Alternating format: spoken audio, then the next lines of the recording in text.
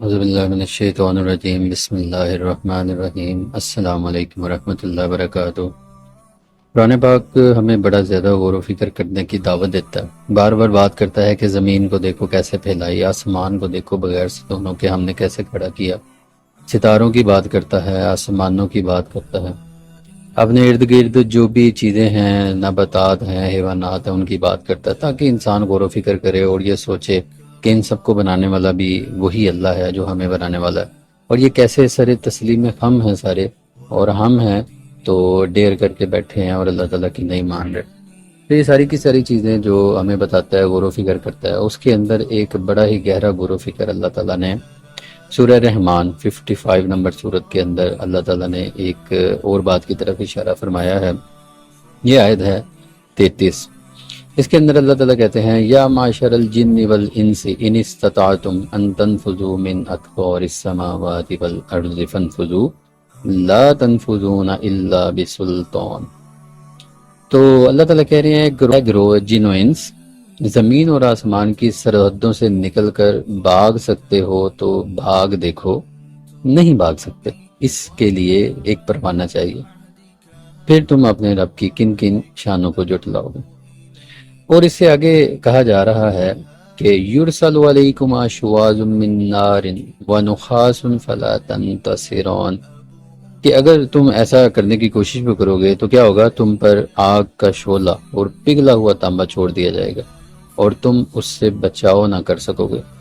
پھر تم اپنے رب کی کن کن شانوں کو جٹلاؤ گے۔ فَبِأَيِّ آلَاءِ رَبِّكُمَا تُكَذِّبَانِ۔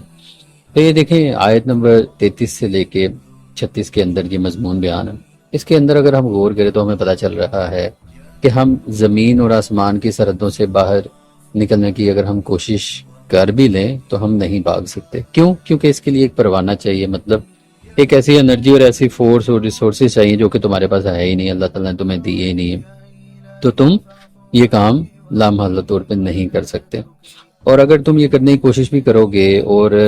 کسی وجہ سے تم یہ کرنے کے حد تک پہنچ بھی جاؤ گے تو کیا ہوگا کہ تم پر آگ کا ایک شعلہ اور پگھلا ہوا تانبا چھوڑ دیا جائے گا اور تم اس کا بچاؤ نہ کر سکو گے۔ تو یہ ساری چیزیں جو کہ انسان کو بتاتی ہیں کہ وہ کتنا ہی ایک لمیٹڈ ریسورسز کا حامل ہے اور اس کی قدر کتنی ہی کم ہے اور اس کی سخت کتنی کم ہے، اور اللہ تعالیٰ ایسا ہے جو بڑی ہی شانوں والا ہے۔ اگر ہم تھوڑی سی سائنس کی بات کریں تو سائنس سے بھی ہمیں پتہ چلتا ہے کہ یہ جو کائنات ہے اس کی ایکسپینشن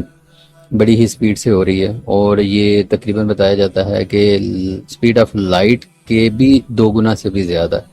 تو اگر ہمارے پاس کوئی ایسی چیز آ بھی جائے، جیسے کہ ہمیں بتایا جاتا ہے کہ سپیڈ آف لائٹ وہ کانسٹنٹ رہتی ہے،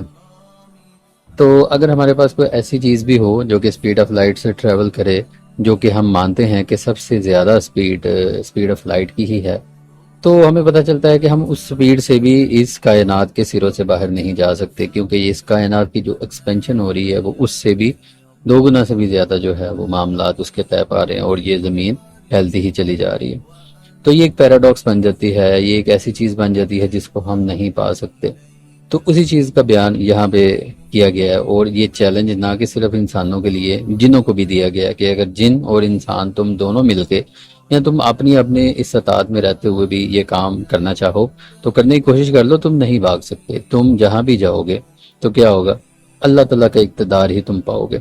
تو لا تنفذون الا بسلطان، جو بادشاہی ہے وہ اللہ تعالیٰ کی ہی تم پاؤ گے جہاں پہ بھی تم جانا چاہتے ہو۔ تو یہ معاملات ہیں، انسان کو سوچنا چاہیے کہ وہ کتنا ہی عاجز ہے اور کیا کیا کام کرنے کی وہ ڈھیر کر دیتا ہے، اور زندگی گزارنے میں بڑے سارے معاملات ایسے کر دیتا ہے جیسے وہ کہتا ہے کہ مجھے پوچھا ہی نہیں جائے گا۔ اور یہاں سے ہم یہ بھی ایک درس لے سکتے ہیں کہ اللہ تعالیٰ نے ہمیں اس کی ترغیب بھی دی ہے کہ اگر تم یہ نکلنا چاہو تو اس سے کیا ہوگا کہ تم بڑی ساری چیزوں میں فیلڈ میں ترقی کرنے کی کوشش کرو گے، جس طرح کہ ہمارے ویسٹ میں لوگ کر بھی رہے ہیں۔ چاند پہ جانے کی کوشش ہے، مارس پہ جانے کی کوشش ہے، سیٹلائٹس بناتے ہیں اور اس طرح کے معاملات ہیں جس کے اندر دنیا میں بڑے سارے فائدے بھی ہیں۔ تو ایک سوچ بھی دی جا رہی ہے کہ اگر تم یہ کرنا چاہتے ہو تو اس کے اندر بھی تمہارا فائدہ، تم کر کے دیکھ لو، اس میں تمہیں ہو سکتا ہے بڑی ساری چیزیں ملیں گی، لیکن تمہاری لمیٹیشن یہ ہے۔ کمپیوٹر سائنس کے اندر ایک ہالٹنگ پرابلم ہوتی ہے، اس کے اندر ہمیں یہی بتایا جاتا ہے کہ ایک مشین ایسی ہے کہ جو ایک خاص حد تک کام کر سکتی ہے، یہ ہمارا ماڈرن کمپیوٹر بھی ایک خاص حد تک کام کرتا ہے، اور جب وہ اس کی ایک لمٹ ہے اس سے آگے یہ نہیں جا سکتا۔ 1947 کے اندر ایلن ٹیورن، جس نے ایک ٹیورنگ مشین کا کانسیپٹ بنایا تھا، جو کہ ہمارے